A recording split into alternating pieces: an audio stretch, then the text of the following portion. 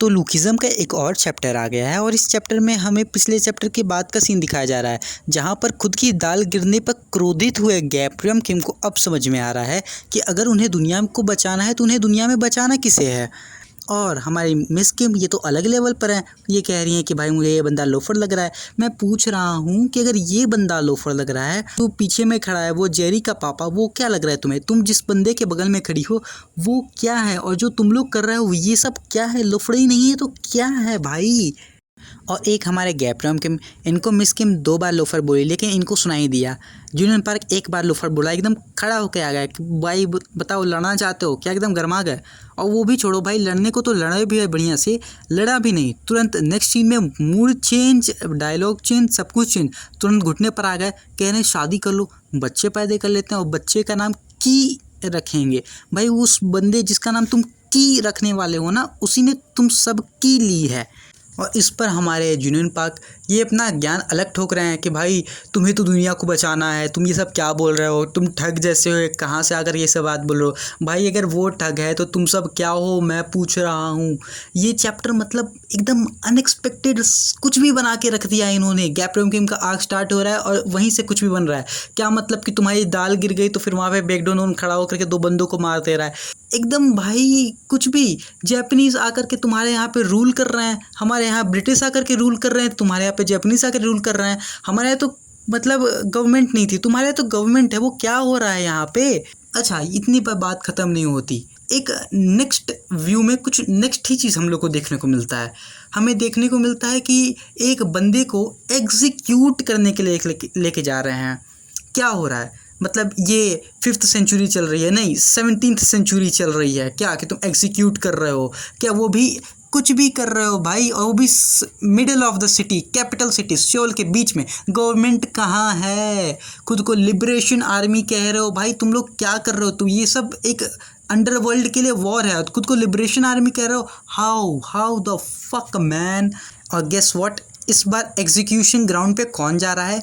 एक सियोल का बहुत बड़ा बिग शॉट। को पता है, कोई पॉलिटिशियन नहीं, कोई किंग नहीं, कोई बिजनेसमैन नहीं, कोई टाइकून नहीं, एक रिक्शा पुलर।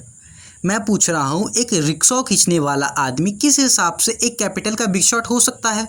और उससे भी बड़ी बात, मैं मान रहा हूँ कि भाई कि तुम्हें भी चाइनीज़ जैसे चुल है मची हुई है, तुम्हें भी दिखाना है कि हाँ हमको भी दूसरे कंट्रीज़ को मॉक करना है, उनको ये सब करना है, उनकी बेइज्जती करनी है। लेकिन भाई कुछ तो मतलब एक सोच कर कुछ तो बनाओ। तुमने जिस डॉग को वहाँ पे रिप्रेजेंट किया है, तुमने जिस डॉग के ऊपर खून दिखाया है, तुम्हें पता भी है कि वो डॉग क्या है, उसके पीछे की कहानी क्या है और वो क्या चीज़ को सिंबलाइज करता है। भाई कुछ तो सोच के उस डॉग को वहाँ पे तुम रखे रहते। तुमने सबको रखा, कोई घंटा फर्क नहीं पड़ता, लेकिन उस डॉग को तुमने क्यों रखा है? उसके ऊपर खून क्यों फेंके हैं? तुम क्या दिखाना चाहते हो? और इस पर हमारे मामा चले जाते हैं, अब एकदम तिलमिला जाते हैं उस बिग शॉट रिक्शा वाले को बचाने के लिए, भागने लगते हैं। लेकिन अपना नंबर 2 बैकडोन उसे तुरंत पकड़ लेता है कि भाई तू कहाँ जा रहा है? तुमने कभी मानहुआस नहीं पढ़ी क्या चाइनीज़ वाली? वहाँ पर मेन कैरेक्टर ही जाकर के सबको बचाता है, बाकी जो साइड कैरेक्टर्स होते हैं ना वो सब चूतिया होकर चुपचाप खड़े रहते हैं। और अब लूकिज़म में भी वही चलने वाला है, क्योंकि जो मेन कैरेक्टर है वो आ गया है, अब वो ही सबको बचाएगा। और इधर अपने गैब्रियम किंग मामा एकदम मस्त ठीक ठाक जा रहा है सामने से, और वो पूछ रहा है कि भाई तुम कौन हो? तो इस पर इनका आंसर सुनो, आई एम अ मैन। सब देख करके तुम्हें बता सकते हैं कि तुम आदमी हो, तुम्हें फीमेल की कोई भी कैरेक्टरिस्टिक्स मैच नहीं हो रही है। अब वो भी कौन सा आदमी जिसने अभी अभी डिसाइड किया है, जो कि इस दुनिया को बचाने वाला है। भाई तुम दुनिया को क्यों ही बचाओगे? तुम अपने देश को तो पहले बचाओ। और मुझे समझ में नहीं आ रहा तुम ही क्यों बचा रहे हो? पुलिस नहीं है क्या? बताओ भाई, पुलिस नहीं है, यामाज़ाकी गैंग है, गैंग से लड़ने के लिए पुलिस आती है, गवर्नमेंट आता है, तुम क्यों बचाओगे भाई रोमांटिक वाले आदमी? और तब जाकर के यामाज़ाकी क्लैन वाले को क्लिक होता है, अरे भाई ये तो इस बंदे को बचाने के लिए आया है, रिक्शा वाले को बचाने के लिए आया है, अब तो इसे रोकना पड़ेगा।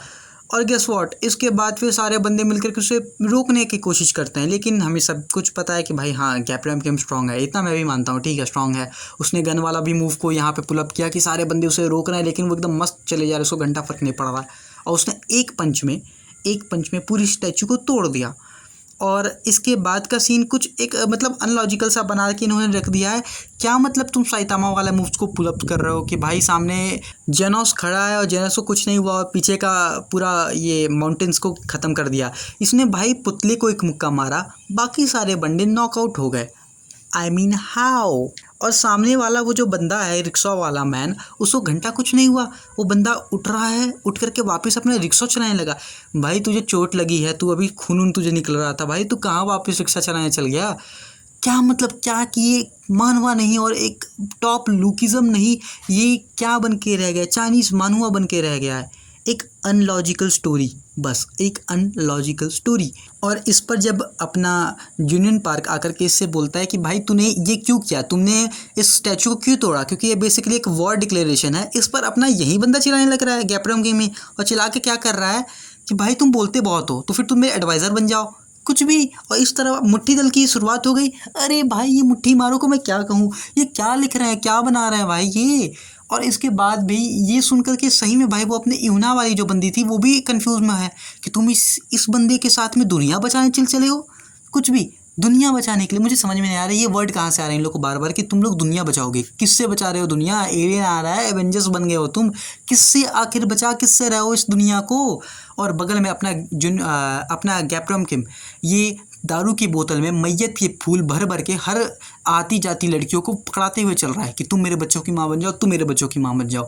भाई इतने बच्चे इसी वजह से इसने कर रखे हैं भाई, और कर रखे हैं तो नाम तो दो भाई, मतलब नाम भी नहीं दिए। अपना यही सिम्यूल बेस्ट एग्जाम्पल, उसको पता नहीं बाप उसका कौन सा है, वो खुद को वो गैप्रम किम का बेटा समझता है, गैप्रम किम उसको अपना बेटा नहीं मानता, उसकी माँ किसी और को उसको उसका बाप बता रही है। भाई वो खुद लिटरली कन्फ्यूजन में है कि आखिर मेरा बाप कौन है। ये इसी बकचोदी का नतीजा है वो। और तब हमें बताया जाता है कि यहाँ पर तो ये लोग अपने मुट्ठी दल को बढ़ाने के लिए आए हुए हैं। और गेस करो ये लोग मुट्ठी दल को बढ़ाने के लिए कहाँ आए हुए हैं? एक ब्रिज पर मीटिंग करते हैं जिसके नीचे में भिखारियों की बस्ती होती है। और उस भिखारियों की बस्ती में बताया जाता है कि वहाँ एक किंग रह रहा है, द बेगर किंग। सबसे बड़ी बात जिस हिसाब से मुझे यहाँ पे टॉमली को दिखाया गया है, मुझे समझ में नहीं आ रहा है भाई तू कैसे इन जंजालों में रह रहा है। कॉकरोच, चूहे, सब कुछ, पिज़्ज़ा भी वही है और दाल भी वही है। खा कैसे रहे हो भाई, तुम खा कैसे रहे हो? मुझे तुम यही बताओ भाई, तुम खा कैसे रहे हो?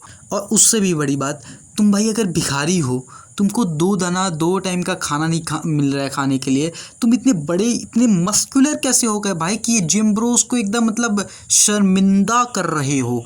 ये वो हाइट, वो मुझे तो लगा था कि टॉमली एकदम मस्त भिखारी भी होगा तो किसी अच्छे खासे गैपलर वैपलर टाइप का भिखारी होगा, एक मतलब कि अच्छे खासे बैकग्राउंड से आ रहा है, अब भिखारी बन गया है। लेकिन ये लिटरली भिखारी है, और भिखारी भी है तो कैसा भिखारी है भाई? इसने इतनी बॉडी, इतना मतलब विटामिन्स प्रोटीन्स कहाँ से कंज्यूम कर रहा है भाई तू? कौन सा ये स्ट्रेंथ है?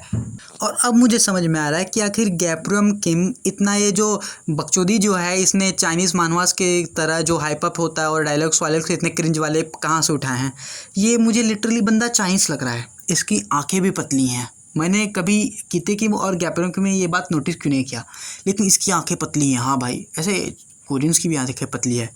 मैं यहाँ रेसिज्म नहीं कर रहा हूँ, कोई भी कमेंट में अब ये बात नहीं बोलेगा, जो कुछ भी बात है। लेकिन ये बताता है कि गैप मीन्स हेड और रॉन्ग मीन्स ड्रैगन, ये मेरी नाम का मीनिंग है। और भाई इसने इस बात को इस चैप्टर में 2 से 3 बार बोल चुका है। जो कुछ भी हो, ये ऊपर से एंट्री लेता है और एंट्री लेते ही लेते भिखारियों का एक तो घर भी तोड़ देता है, और तोड़ने के बाद वो सीधा घुटने पे आ जाता है और कहता है कि ओ किंग, सब लोग तुम्हें किंग कहते हैं, तो मैं तुमसे आज भीख मांग रहा हूँ कि तुम मुझे अपनी ताकत को दो। मतलब कुछ भी।